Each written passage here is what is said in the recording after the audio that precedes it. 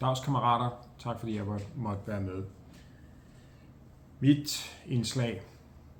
Ja, den her har jeg siddet på i flere år. Man sidder der og læser Kim Larsens nekrolog i Berlingeren.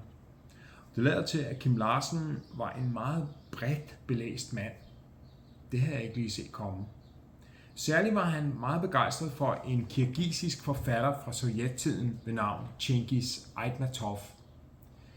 Ifølge Kim bruger Aitmatov dyr som sådan fantastiske bærer af hovedtemaet i hans bøger.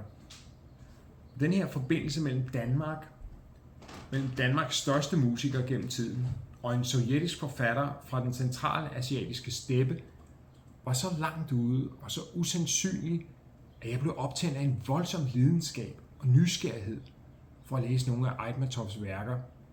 Tænk, hvis det her var et kort glimt af et skattekort, som jeg ellers aldrig ville komme til at se igen. At støve Aitmatovs bøger op på engelsk er ikke så lige endda. Selv i vores Amazon og eBay-tider. Men det forstyrkede blot interessen. For kunne det tænkes, at her var et stykke overset, men frugtbar muld i en tid, hvor alle andre hemmeligheder for længst er kendt.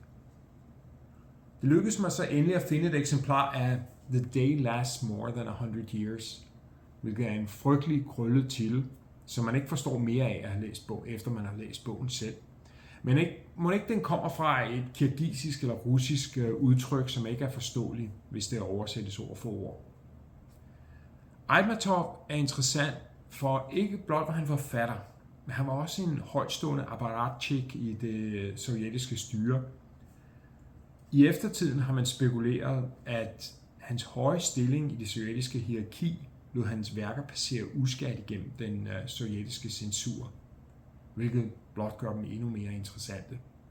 Og den her bog, det er en roman, som kæmper med at forene de urgamle traditioner på Centralasiens endeløse stepper med den sovjetiske nutid, og så science fiction med det rumkapløb, han kunne skimte i fremtiden.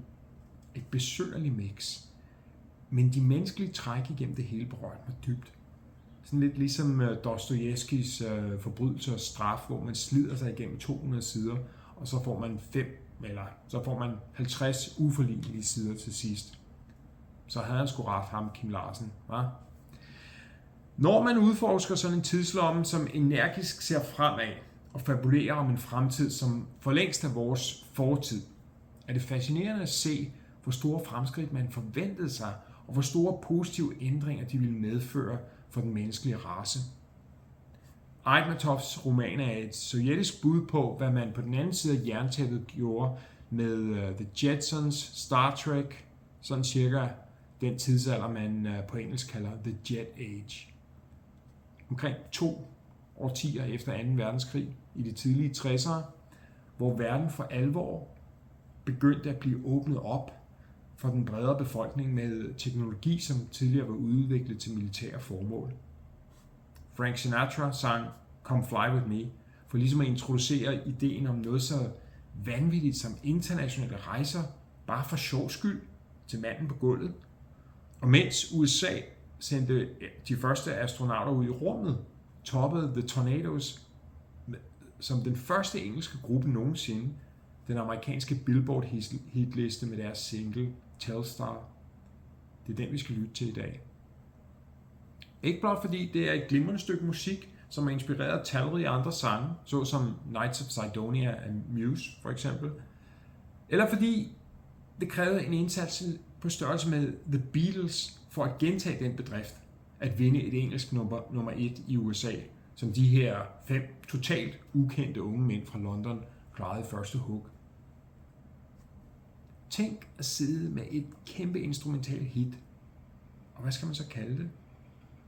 Sangen er navngivet efter Telstar-satellitten, en eksperimentel teknologi på størrelse med en badebold, lavet i samarbejde mellem USA, England og Frankrig, som for første gang nogensinde muliggjorde live kommunikation med billeder og lyd på tværs af Atlanten.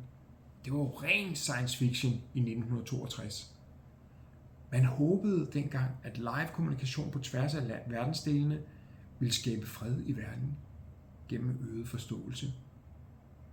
Tænk, at være så skrupforelsket i en fremtidig teknologisk drøm, at man simpelthen bare måtte råbe den musikalsk ud fra tagene. Fuldstændig vanvittigt, men også fuldstændig korrekt.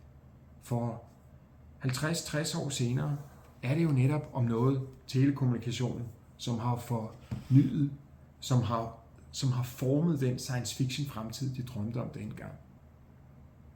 Kunne I forestille jer Drake eller Taylor Swift så inspireret af genredigering eller nanoteknologi eller kvantecomputer, at de skrev en sang herom? Nej vel. Det optimistiske syn på fremtiden, man havde i de tidlige 60'ere, at vi med teknologi kunne løse alle verdens problemer, er jo nok afløst af et verdenstræt, kynisk eller apatisk indstilling, som vi har i dag. Sikke en skam. Så lad os rejse tilbage i tiden, til den gang, hvor det hele nok skulle løse sig lige hen om hjørnet.